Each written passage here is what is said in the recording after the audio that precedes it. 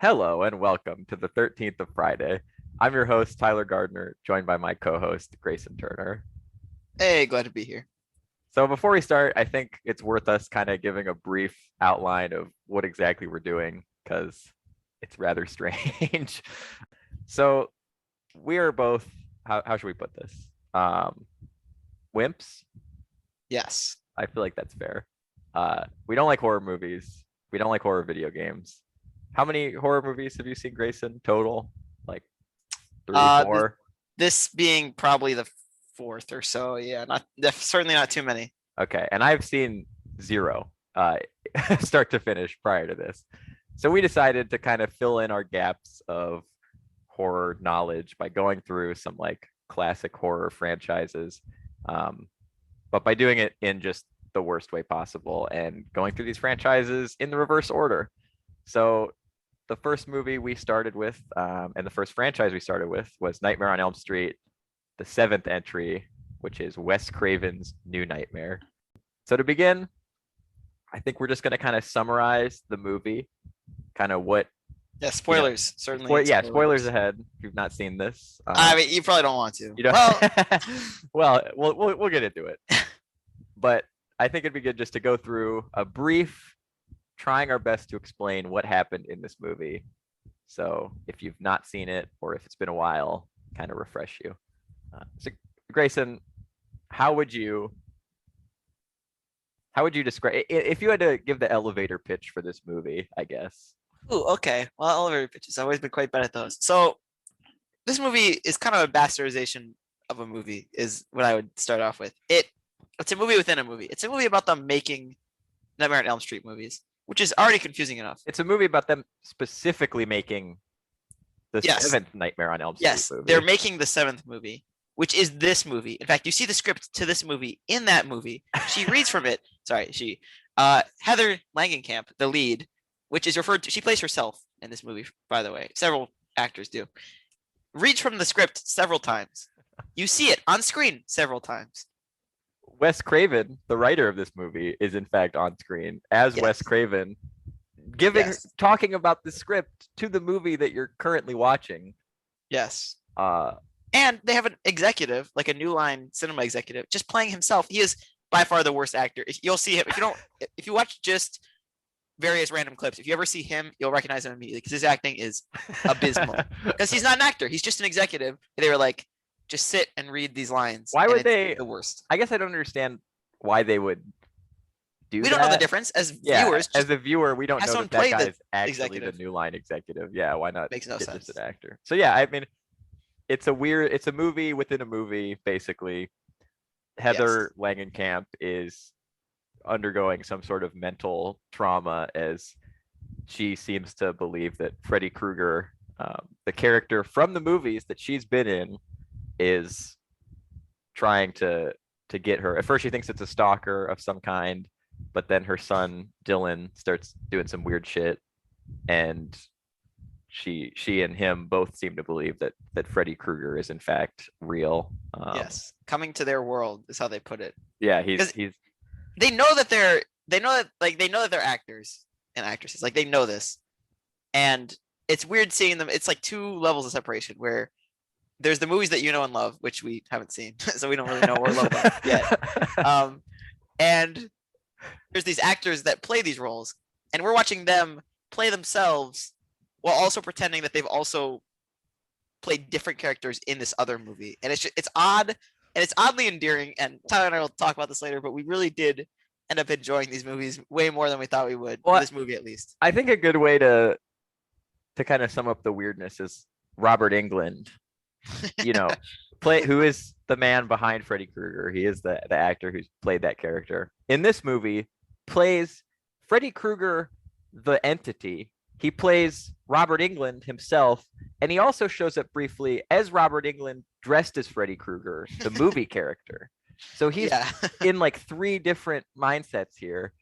And, within the movie, Robert Englund is just an actor who's also kind of having some weird shit going on and having weird nightmares, which he is painting. Robert Englund better have gotten paid bank for this movie because he put in so much work. He plays himself he plays Freddy Krueger, and he plays himself playing Freddy Krueger, which is so many different levels of like acting that I think would just be so difficult to Yeah, it'd be transition hard to pull. from. I thought he actually did a good job. I mean, No, he did. he was, when he's dressed as Freddy Krueger, like the character, he's going to the audience at this movie studio and he's being like, shake my claw, and joking with everybody. Like, I imagine those people actually kind of ham it up at conventions and stuff. Hmm. And then himself, he's kind of weird and distant. And then of course the entity, Freddy Krueger. I mean, I'm not sure if menacing is the word I'd use, but it's definitely a different vibe than the other roles he's playing in this movie. Yeah. So I guess the other thing to note about this movie is there's a lot of fake outs. Oh my god, there's so many. Very frustrating, and but also and very funny. this is part of Freddy Krueger's thing, like being in your nightmares, and so much of this movie is a scene that you think for maybe a minute is actually happening, and then Heather wakes up and it's just a nightmare. And in fact, that's how the movie opens, is just with her having this dream of her on the set of a Nightmare on Elm Street movie, and the animatronic Freddy Krueger glove coming to life and murdering two technicians in a really bizarre scene. It's just like hopping around the room like a spider, just stabbing these men. And this happens. I mean, how many times would you say these like fake out dreams? Oh man, probably 4 or 5, to the point where you actually start to get okay, like decently okay at spotting them. Yeah, I would say, because even there's one after Heather's husband dies, where she sees him like getting pulled into there's an earthquake and his coffin starts sinking into the earth. And pretty quickly, it's very easy to tell that she's just dreaming again. Yeah. They definitely don't do a very good job of masking No. these scenes. And to the point where I honestly for a while was wondering if the ending was going to be some stupid, like she wakes up and the whole thing had been a dream. It was just some weird, and I was thankful that that didn't happen. So I think it's also worth, and I'll let you take this, explaining explaining what Freddy Krueger is in the universe of this movie.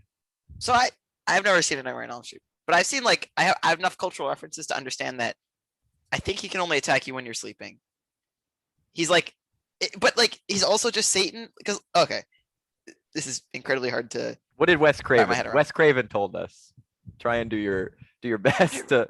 I mean, Wes Craven, it's this weird, like I genuinely am struggling with this. Wes Craven like paints himself as the only person who can defeat Freddy Krueger, who is also just the greatest evil in the universe, also Satan. But he's also defeated so easily. There's so many different. So I don't know. Wes Craven basically says Satan is real, is an entity or something close to the devil, Mhm. and the only way to stop Satan is by writing a story. Like stories are the only things that can contain him, and only good stories too. So Wes Craven kind of, patting his own back a little bit here, is like Nightmare on Elm Street just captured Satan because it was so good and he got trapped in it. But now the franchise is dead. And so if I don't write this other movie, he's breaking back out of the movie into reality again. But also notes that he just liked the character, that Satan just liked the character of Freddy so much that he doesn't want to stop being him. So he's not entering reality as, some other demon thing. He's just still Freddy Krueger, which again, very pat on the back. Like, oh yeah, even Satan loves my character. Even Satan can't say goodbye to this guy. Yeah. Which is a bold choice, I would say. Yes. I mean, I really. There's so many things about this movie. This movie was unintentionally one of the funniest movies I've ever seen. There was a lot to laugh at. Made it very enjoyable, but I don't know if that was their intention. And I think that it kind of gives it a weird sincerity though. We're like, yeah. No, I think you're right. You can see what they were going for, and a lot of it just doesn't work because of probably budget, probably, a lot of other behind the scenes stuff. But it never feels like they were trying to make a dumb movie that's like over the top, and so like it feels like they were trying to go for something, and I think that kind of leaves it weirdly charming. Yeah. Someone that we didn't mention in this movie who plays a prominent role a child actor playing the role Oh. of Dylan, Heather Langenkamp's son. And what would Poor you Dylan. say about He Dylan? spends a lot of the movie screaming. The child actually, the child, I think Miko Hughes is his name, did actually a very good job because he actually had such a prominent role. He had to carry a lot of the movie. He played the creepy parts pretty well. He played the parts where he's just screaming very well. Did a good job of just screaming.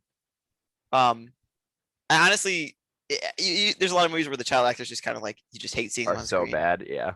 But honestly, every time he was there, it was just gonna be some funny, maybe unintentionally so funny thing, and like I honestly didn't mind when he was on Yeah, screen. considering how much of the movie this kid had to carry in a way, like Yeah. I think he did a pretty good job because he's having nightmares about Freddy Krueger also, and is sort of, I would say, very vaguely implied that like for some reason Freddy Krueger like has to kill him or something to fully be able to enter reality. There seemed to be some weirdness with the kid and his stuffed T-Rex, which was never quite explained, that was capable of keeping Freddy Krueger at bay. Yeah. But I thought he did a good job, and like you said, some very unintentionally funny scenes. There's one point where he climbs up on top of a like playground set. Which was designed really weird. Like, what playground has like this super tall tower with a cage at the top that you can just climb out of and get on top of? And he puts his arms out because his mom was telling him about God and stuff the night before, and he says he wanted God to like take him or something, but he slips off of it in just the most comical way possible. And there's this slow motion editing of the mom like running over and diving to catch him, and just so funny unintentionally.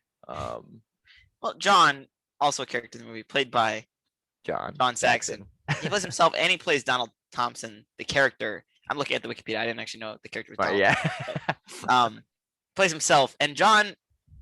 We again are very horror adverse. We're very prone to being jump scared, but the only time that this movie actually got us to jump and yell a little bit was when John Saxon's character comes from off screen and grabs Heather and goes, "Are you okay?" And honestly, legitimately, both of us jumped and did like Well, that was there the was only time nothing really else even close in this movie to getting us as No. the thing. Like No, I would not at say all. on a scale of like, 1 to 10, 10 being the most scary, 0 being not scary at all. Like this was a 0, like maybe a 1 if you're really pushing it, compared to other stuff. But that of all things, it wasn't even that tense of a moment. Like I can't say I was like on the edge of my seat. It was just John Saxon walking in was enough to get us in a way that Freddy Krueger couldn't, which is something I wanted to bring up because I think it's interesting. Is like, horror games, from what I've played and like little clips I've seen here and there, like the jump scare is classic, right? Like they want to throw course, something yeah. at you, get you to jump because it's kind of cheap and like easy to do. Yeah. And Freddy Krueger just doesn't seem interested in that. Like every time he's gonna appear, there's a prolonged setup to it. He's sticking his claws up through the bed or something, and they're slowly moving along the bed before he hops out. Like he's just not. He doesn't just seem to pop out. He's just kind of at all times prepping you for it. They're very forward with when he's going to be there. It's certainly not. It's never really a surprise, I would say, when he shows up. No, yeah, I would agree with that. And like, he also kind of segue into Freddy's like kills and stuff. Was also just like he's just so bad at killing people. I think He's Tyler, you talked about this as well. horrible at it. Awful. We'll get to this in a minute. We're gonna at some point here kind of rank Oh yeah. the kills of Freddy Krueger in these movies. He's so bad at it though. He has so many opportunities to kill people in this movie that he just doesn't capitalize on. He's too busy making snarky comments or just kind of wandering around, not running, notably, just kind of walking very slowly. And he just misses so many opportunities to kill people. It's honestly embarrassing for him, I would say. I think Freddy should be embarrassed by his kill count in this movie. Listen, if he's Satan, he just sucks at Like, what the fuck? He kills 4 people in this movie. We Wait, 5. Wait a minute. well, 5 is one of them is him. Oh, you're right. He doesn't kill. So he kills. Well, he kills, almost does kind of kill himself. He's he just so gets to kill incompetent. 4 people in this movie, which seems embarrassingly low for a horror movie villain. Yeah.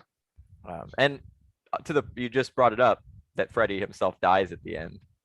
Yeah. We have to talk about this finale, which might be one of my favorite like 15 minutes in a movie ever. Yeah. I don't know. I found this end sequence. Oh wait, so before we go enjoyable. there, should we talk about what we think has already happened in the previous Things that were movies? mentioned? Yeah. Okay. So yeah, this is the fact that we're going through this backwards, rather than discuss what we think will happen next in the story. I think it's worth discussing what's already happened that was implied. So I have a few things that I noted that I think we'll see. First off, Wes Craven noted that the franchise was done. Freddy was done. So presumably that means 6 was kind of an ending. So I expect we'll see him die again in the prior movie. I'm not sure how that will be. We know he's weak to fire, so maybe he will just get burned again. Nancy is apparently in 1 and 3. I wrote that down because that was weird. That was mentioned weird that they mentioned that. What was it? Who mentioned that? Who said that? Dang it! It was. Was it? It might have been the there was a limo driver. Yeah. He was like 1 and 3 were good, but the rest of them were so also maybe that sets up for like 1 and 3 are better than 2, 4, 5, and 6. 2, 4, 5, and 6 are gonna be limo drivers, right? Yeah. To quote the limo driver, the first movie almost made him shit. So we'll have to see if that's the case. Yeah. Also, they were weird. The movie didn't feel rated R except for the fact that they said fuck twice and like in weird moments. And like the kills weren't even that graphic. No. Would easily be PG-13. Yeah. If you took out one of those, if you took out one of those fucks, because you can only get one in usually. Yeah. If you took out one of them, they probably could have. Like when I was rated R, I was definitely expecting some, especially when Julie, the babysitter, I was expecting some weird scene where she was like nude for no reason. Well, so this is actually something I think that is going to have already happened. I think someone will die while having sex. I think that's. Yeah. I'm honestly surprised it didn't happen in this movie, but I think that she and her husband were on screen together for like 5 minutes, maybe, probably less than that. I actually like that husband actor too. I thought he did a pretty good job. He did. I didn't expect it. Here's the thing: I did not expect him to die. They did a good job. Where just like, I never felt like the kills were. I felt like a few of them you knew were gonna happen. I knew Julie was gonna die. I knew the 2 people off screen were gonna die, although we don't see it. I did not expect the husband to die. I didn't know about Freddy Krueger, honestly. I didn't know if he was gonna. I should have had an inkling. But yeah. I also have written down out of left field. Somebody's gonna scare the shit out of us again. That's not intent, just some random dude. I think that's likely to happen in at least one more of these movies. Which I almost kind of look forward to because it would just be boring if it was just Freddy. So now I think before we get into just what we thought of the movie, right? Like our opinions on it. The end sequence. Well, do we rank the kill? We should do that as well before we forget. You're right. Okay. There were 5 in total. 5, yeah, I guess we start at the bottom. Start with the worst one. The worst kill was these 2 animatronic movie. Yeah. You only find out about it on TV through a news broadcast where they're like 2 film. I don't even know what the word. They were like found in the woods or something. Yeah, I think they were in a field. They were in a field with like slash mark. Like, also, what news anchor is going to be like, with slash marks? Like, they were working on a top secret project. Like, even if we're counting their death in the dream sequence, I still think it's the worst one because we do see those 2 characters die in a dream. Yeah. And it's just weird. It's just there's some weird CGI stuff happening with this animatronic glove stabbing them a bunch. It just, not scary, not really even that entertaining, just kind of one of the most standard kills in the whole thing. Yeah. Then after that, so in 3rd place, if we're counting the technicians as 4th, is Chase. That's Heather's. Yeah, the husband. Yeah. Which Chase, by the way, played by David Newsom. So he's one of the few people who does not play himself, which is kind of funny. That is strange. Yeah. I guess maybe Heather. maybe she didn't have a husband in 1994 whenever this movie was made. Actually, I'm looking right now. Yeah, she did. She actually straight up did have a husband. Wow, he must have been a horrible actor because they were willing to bring in the New Line guy. It So says he's a makeup artist. Yeah, I know they must have seen him and just been like, yeah, let's not do that. yeah. So Chase's death was, I would say, pretty tame, all things considered. He's driving home from work at like, who knows, apparently he's like a 4-hour commute home or something, which was kind of Yeah. confusing. So he's falling asleep Freddy at the touches his wheel. dick. We talked about this. Freddy for some reason strokes his dick before killing him. The claws come up through the driver's seat, and for some reason one of them just kind of touches the zipper of his pants and then like pulls away. The dude doesn't notice, and then Freddy just jumps out and stabs him. So Yeah. I'm very confused as to what the weird Well, zipper and it's touch implied was. that he fell asleep at the wheel too, Yeah. which also probably would have killed him anyway. So it's kind of funny that Freddy kills him also. Why even bother at that point? He was probably just gonna crash. Yeah. He was falling. He was literally asleep in his car. So Freddy just kind of jumps up and slashes his stomach, and then the car crashes. Pretty standard, I would say. The most notable part, I think, is just the fact that Freddy weirdly touches his crotch for no reason. For literally zero reason. Yeah, I'd say it's number 3. It was okay. Like that one was actually pretty good, but there's only 5 kills and I had to go somewhere in here. Yeah. So 3rd place seems fair. Number 2. Well, I think we might disagree on this one. What's your number 2? I think my number 2 is Julie. I know you think it should be number 1, but I just think I really liked the scene that leads up to it, but I don't know if you can count that as part of the kill. And the fact that Freddy just like taps her forehead and she dies was kind of a letdown. I was really expecting her to like him to like slash her face, just like get some good makeup effects. Yeah. Instead it was just like tap. The scene leading up to it is the best in the movie, but I don't even count that as part of the kill. The actual him like kill the tap of the forehead is bad, but I would count the everything from like not the prior stuff with her punching a nurse, which is truly an amazing That scene. part was But so I good. think everything from the little kids seeing Freddy behind her is part of the kill. I think it's close, but Freddy's But death is so over I the think top it's and horrible and so funny. in this, she's in the hospital room with Dylan, and Dylan can see Freddy behind her, and so you see Freddy getting all menacing, looking behind her, and she turns around,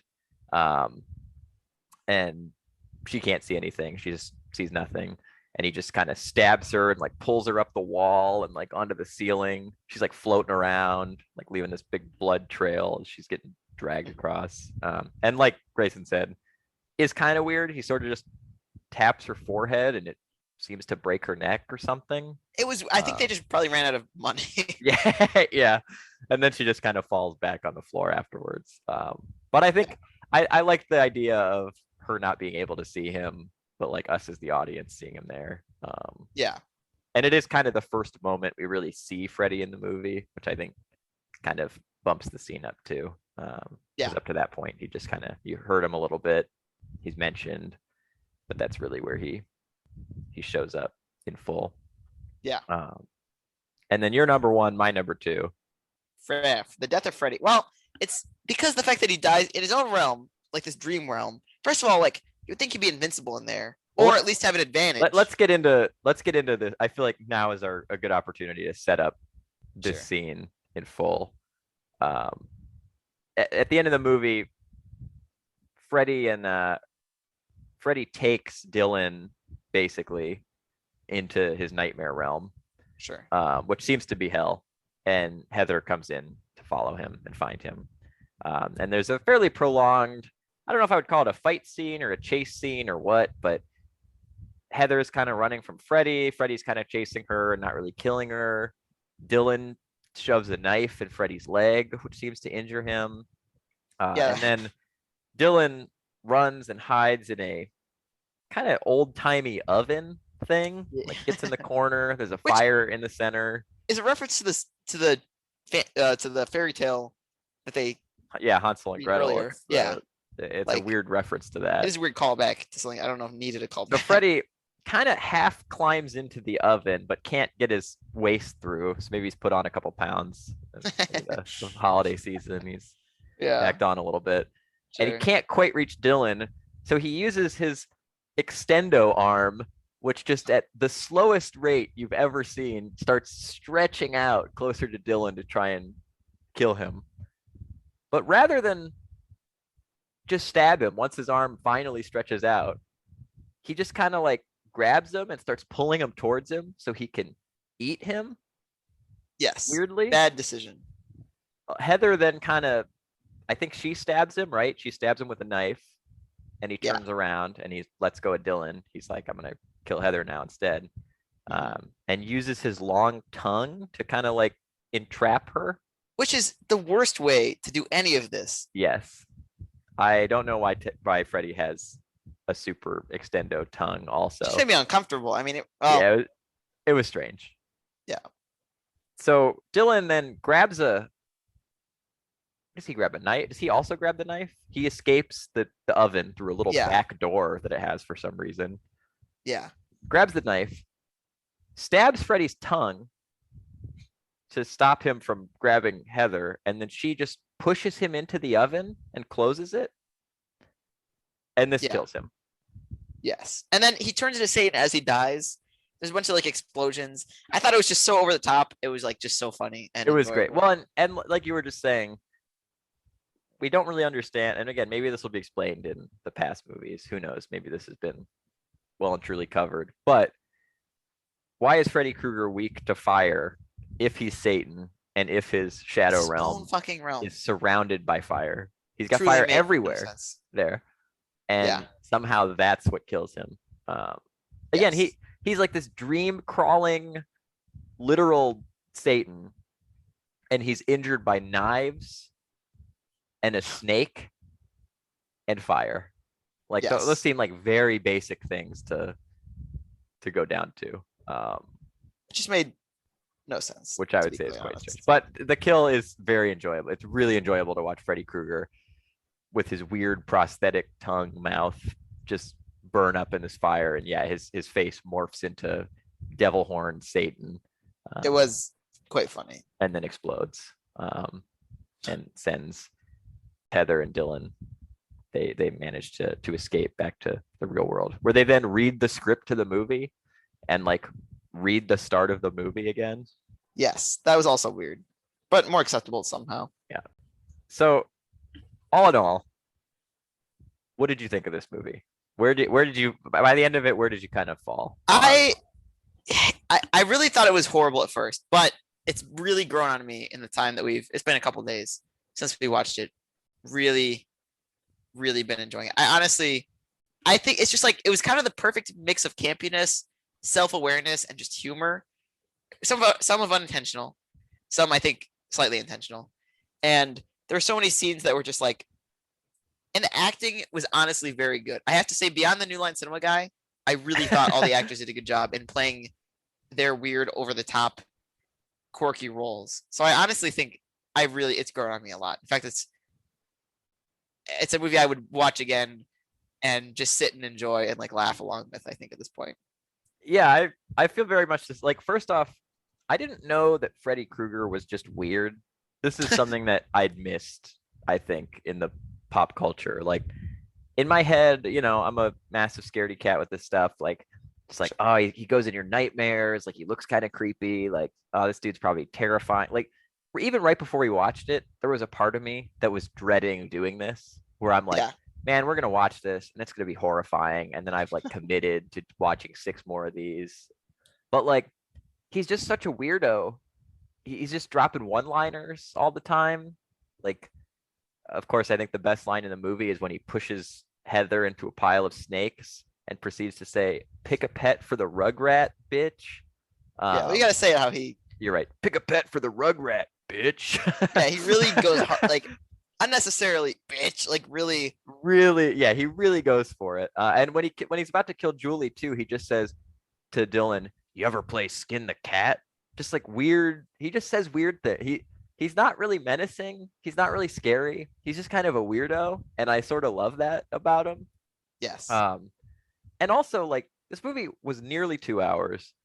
I would say 90% of the runtime was very little happening. Was Heather kind of having her breakdown, her and Dylan in the house. Like most of the movie was genuinely, besides the first like 5 minutes and like the last like 20, not a lot was going on.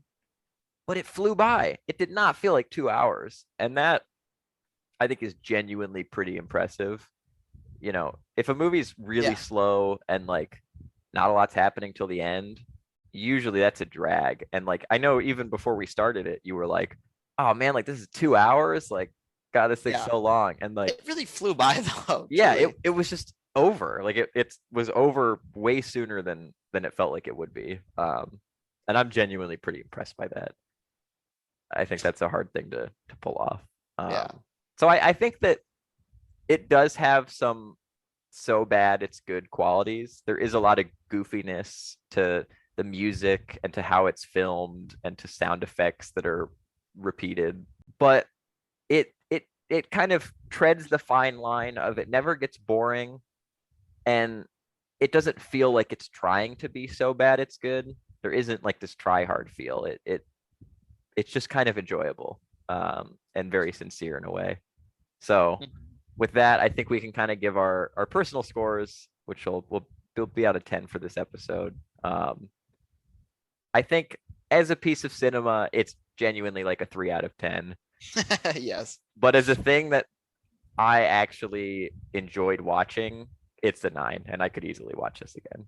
I I'm very close. I think as a piece of cinema, it might honestly be like a 2, just because like it was genuinely awful in a lot of regards.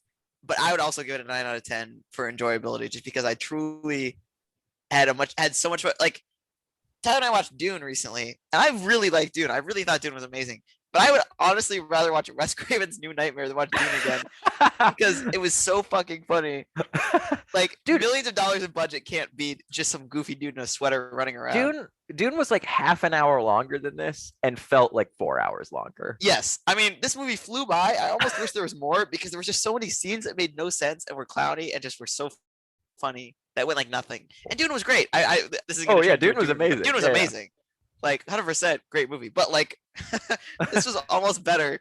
And as people who hate more horror movies, I'm really not looking forward to getting to the actual horror movies Yeah, that are gonna follow I know. this. Well, the good you said I almost wish there was more. Grayson, you're in luck. We got 6 more of these to watch. We got 6 more of these to watch. Um, and yeah, once we finish this franchise, if this pans out, I'm definitely worried for when we get to something that's actually legit terrifying and is Yeah. not at all goofy like this was. Oh, one thing I have to point out before we wrap this up is I was reading some like critic reviews from the time on this movie. Roger Ebert gave it a 3 out of 4, which shocked me. Crazy. But everyone was mentioning that this movie had kind of foregone the camp and goofiness of the prior couple entries and brought it back to the real like menacing, frightening, scary Freddy Krueger that Wes Craven had always wanted to do. And I just don't even understand how people Crazy. could say that. Crazy. And Because it like wasn't this one was like, so campy. yeah, it wasn't even like just random people saying, like they were like horror website, critics and review, like clearly people that are into this stuff. So I genuinely can't even imagine how campy the next couple are going to be if this was supposedly like the return to form and menacingness. Yeah. Looking forward to it though. Really, Yeah. really am looking forward to it. Well, thank you, Grayson, for joining me on this bizarre little adventure. Yes. We sort of I'm looking forward devised. to it. And thank you to everyone listening for hearing us ramble about Wes Craven's New Nightmare.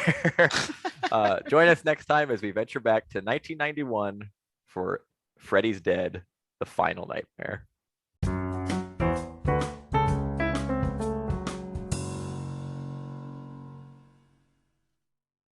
Pick a pet for the Rugrat bitch.